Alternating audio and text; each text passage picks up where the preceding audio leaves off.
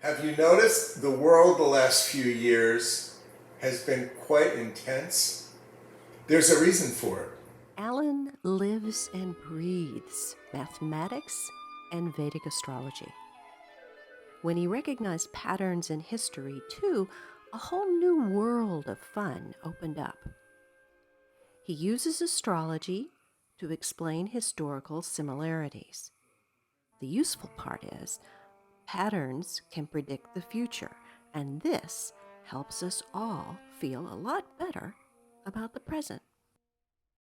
The reason for all the intensity right now is that the cycles that we're looking at, which are very significant cycles in time, are all reflecting intense time periods from the past at the same moment. We have each of them reflecting a period in time where there was a lot of dramatic changes happening in the world. And when you have a number of cycles all lining up like that, which is highly unusual, the resultant is you get a very significant period, a point in time, which is now.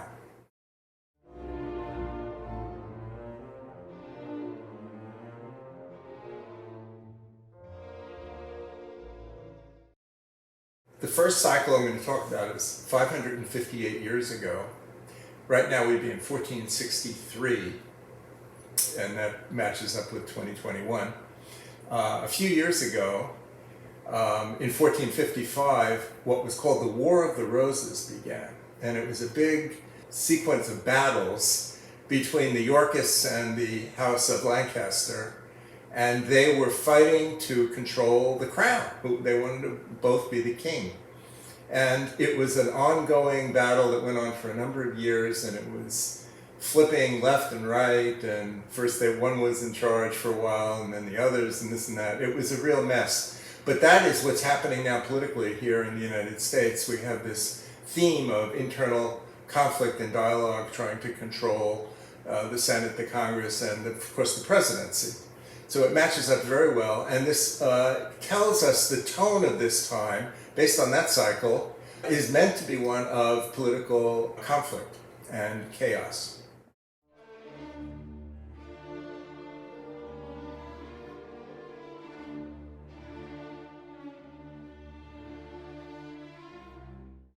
Another really important cycle that we've been studying is 810 years. And it's another one of these rolling cycles that shows not only a particular event in history, but a whole flow of events in history. The one I want to emphasize now is the 2001 destruction on 9/11 in New York City. And that was a humongously important event in modern history because the whole reactivity of starting war in Iraq and war in Afghanistan following that, and the whole psychology of the country and the cultural divide that was created, and the concerns about a variety of different immigration laws and such, all of that has come out of that 9/11 one day, 1/2 hour event.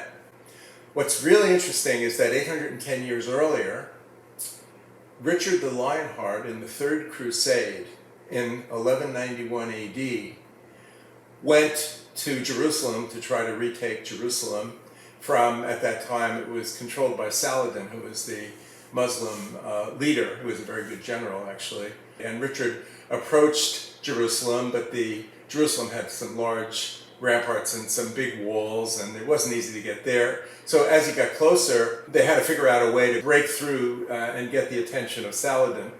So what he did, which was disgusting but true, is he took 2,700 Muslim prisoners on the way, and he killed them.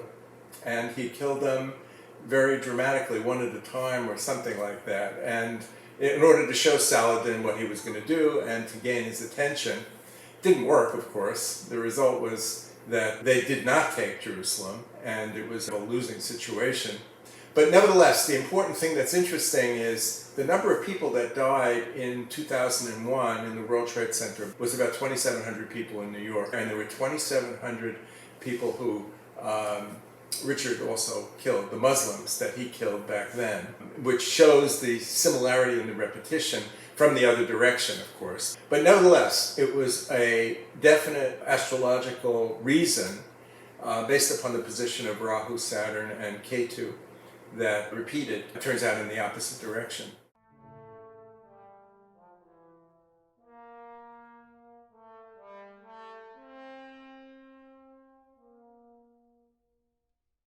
So the next cycle I'm going to talk about is also another rolling cycle where you have the Jupiter, Saturn, Rahu, and Ketu repeating the same positions 855 years earlier and later. And if you look at the 2001 event, the 911 event, again, it comes out 1146 AD, and 1146 was the second crusade.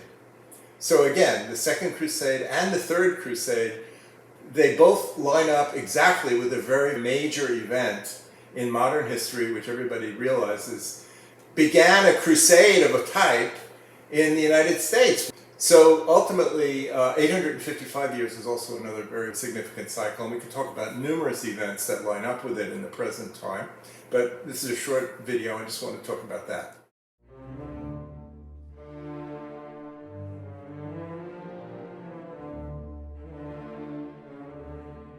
So another shorter cycle, probably the shortest one that tends to repeat ongoing a movie script, is 296 years. And if you look at where we're at in that, you can find a correlation that's very tight between Peter the Great's life and Vladimir Putin in Russia. They were both leaders of Russia, and they were both incredibly significant leaders. And they both were there for a really long time. If you look at the dates that Putin has been in office, in and out of different roles in Russia, it lines up very well with Peter the Great as well. But what was interesting is Peter the Great passed away in 1725 AD, and right now we're actually 1723.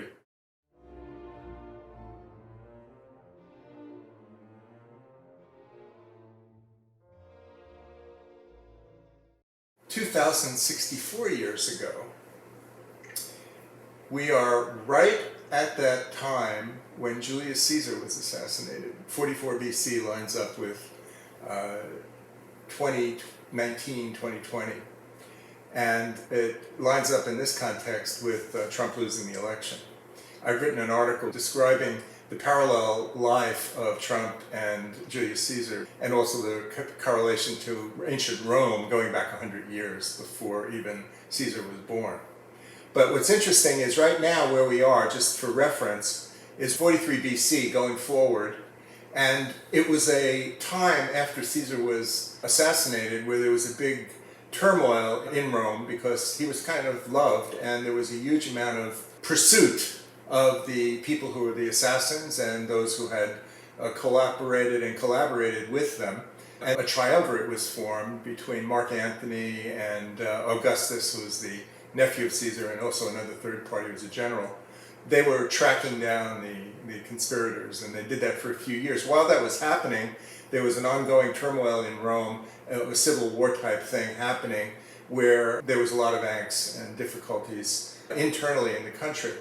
And that's what's happening now. We have this ongoing kind of tension between the different polarities between those who are kind of Trump-ish supporters and Democrats, and there's an extremist. Everybody thinks the other one is, one side thinks they're extreme to the right and the other side thinks they're extreme to the left. So this polarization thing is something that is meant to be happening now, and it does not go on much longer.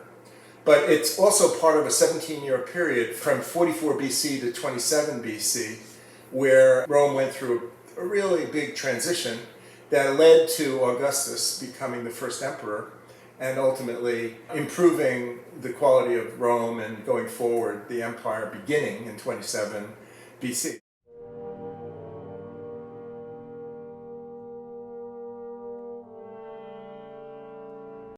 The next cycle is 2,622 years, and it's one of these rolling cycles where Jupiter, Saturn, Rahu, and Ketu are repeating their positions 26, 22 years before and after. And right now we'd be in 601 BC, where 4 years ago Nebuchadnezzar became the king of Babylon, what they call Neo-Babylonian Empire. It started with his dad, 622 BC, and that would line up roughly with the period where George Bush became president in 2001. And now Trump kind of lines up with Nebuchadnezzar. And Nebuchadnezzar was kind of an interesting king. Ultimately, he was there for a long time. And he kind of started out as being kind of successful in certain ways, but he wasn't considered exceedingly successful as a military man. He was considered as a weak military person. After he started to rule for the first 11 years, they considered Babylon like a paper tiger. None of his enemies were really afraid of Babylon. But what was interesting is he was also known for building, for creating monuments and buildings and creating a beautiful environment in Babylon. You've heard of the Hanging Gardens of Babylon and such. He did a lot to create. Eventually, the Neo-Babylonian Empire started to take shape, but it took a number of years. And initially, the first few years, which will be now, he was weak. And it's interesting is Trump never was in the military, and people don't really have a lot of respect for him in that regard, but he was also fascinated and completely involved in the whole building universe because that's his business.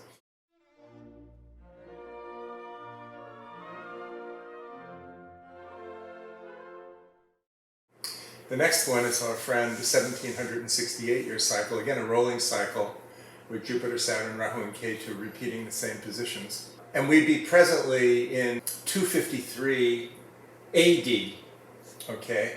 And that was the time, it was in the middle of the crisis of the 3rd century. And the Roman Empire was going through a change of emperors. It went from an emperor by the name of Decius, who actually died in 251, and then Valerian. Valerian would be the present correlate. And what was interesting is that there's an alignment there between Trump and Decius and Valerian and Biden, because if you look closely, Decius was really into restoring Rome's greatness. He wanted all of the citizens of Rome to go to their nearby temple and sign a document that they were going to worship the Roman gods, as opposed to the Christian God. Christianity, he didn't like that very much, so he was trying to stamp out this new trend, which in the modern sense might be considered liberalism or democracy. But in any event, he did that, and they actually were at threat of death. He actually killed people who didn't do it, who didn't sign this document going to their nearby temple of Zeus or whatever god they were worshiping, and they had multiple. Polytheism was the dominant in Rome. So Decius lines up very well with Trump, because Trump is making America great again. The other one was making Rome great again. Trying to remember the past, returning to the past, remember the past. In this sense, they were the same. And then Valerian, the cool thing about him was he was a very positive, very successful emperor. He kind of helped Rome reestablish itself, get stronger, and move in the right direction, where it had been falling and faltering. And there was a lot of conflict prior, and his nickname was the Old Man. The Old Man.